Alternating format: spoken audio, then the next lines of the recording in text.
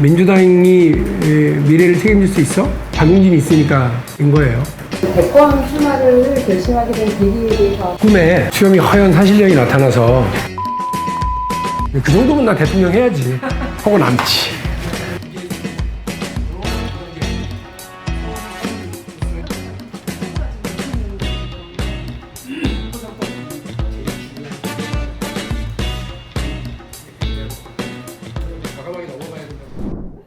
저희 그 대권 출마를 결심하게 된 계기에 대해서 간단히 좀 설명 좀 부탁드릴게요. 꿈에 그 수염이 허연 사실력이 나타나서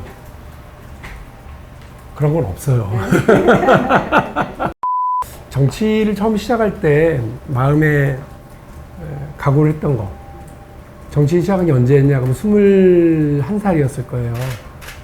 그때가 이제 1992년 대통령 선거예요. 처음으로 대통령 선거라는 걸 학교에서 준비하고 치르고 이렇게 하면서 딱 그거에서 세상을 바꾸고 싶다. 일하는 사람들에게 더 좋은 세상을 만들어가기 위한 노력으로서의 정치 이렇게 생각을 했어요. 세상을 변화시키기 위한 일을 제대로 하려면 대통령으로 준비하고 출마해야 되겠다 싶어서 한 2년 넘게 준비를 하고 출마한 거예요. 미래. 박용진이 미래니까. 세상이 이미 빛의 속도로 변했잖아요. 대한민국은 더 빨리 변하고 있고 국민들은 정치가 오히려 변화에 발목을 잡고 있다고 생각하고 계세요. 민주당이 미래를 책임질 수 있어? 박용진이 있으니까인 거예요. 저는 바이미6 대통령이 되려고 그래요.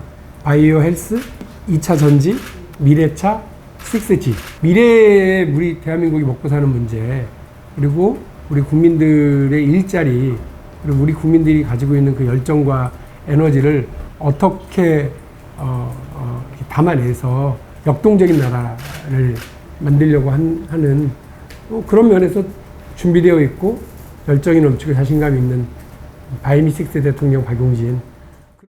남녀평등 복무제를 책을 언제 다 썼냐면 작년 11월이에요. 그 남녀평등 복무제에 대한 기획과 준비, 아이디어를 시작한 건 5월달 이전이었어요.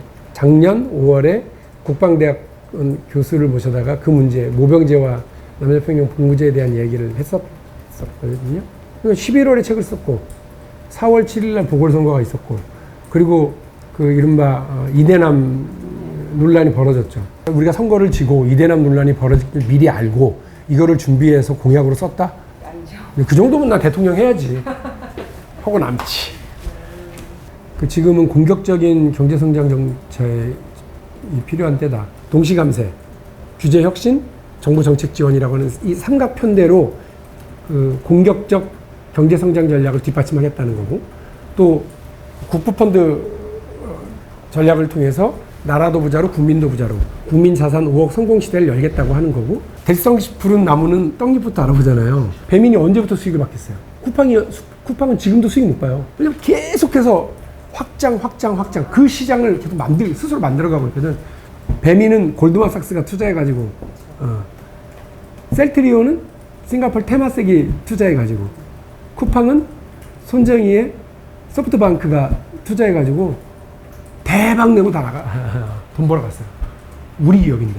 떡잎 투자 전략 등을 통해서 국부펀드가 단순히 나라 돈만 부자로 만드는 게 아니라 우리 국민들 주식 부자로도 만들어주고 기업도 성장시키는 이런 일들도 해나가겠다고 하는 거예요.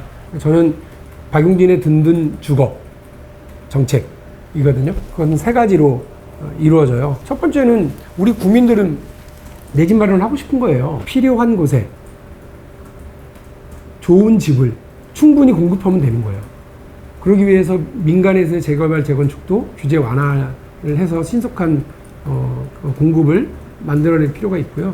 두 번째는 공공 분양, 공공 공급 물량 중에 일부를 가치 성장 모델로 하려고 그래요. 처음에 공급할 때는 그 원가로 공급을 해요. 공공으로 다시 환매하는 환매 조건이에요. 그리고 언제까지든 이 집의 소유는 그리고 반반이에요. 6억에 들어왔어요. 그리고 나중에 나갈 때 10억 됐어요. 그러면 2억만 가지고 나가는 거예요.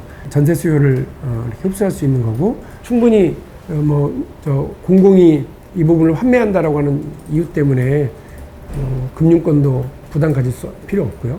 그 다음에 세 번째로 임대 지원 관련인데, 근로자 월세 세액 공제제도라는 게 있어요.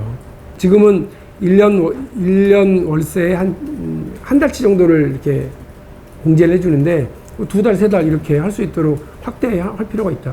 그러니까 박용진의 그 경제정책, 국부펀드 정책, 주거정책 중에서 제일 눈에 띄는 건 일하는 사람이 더 혜택이 큰 거예요.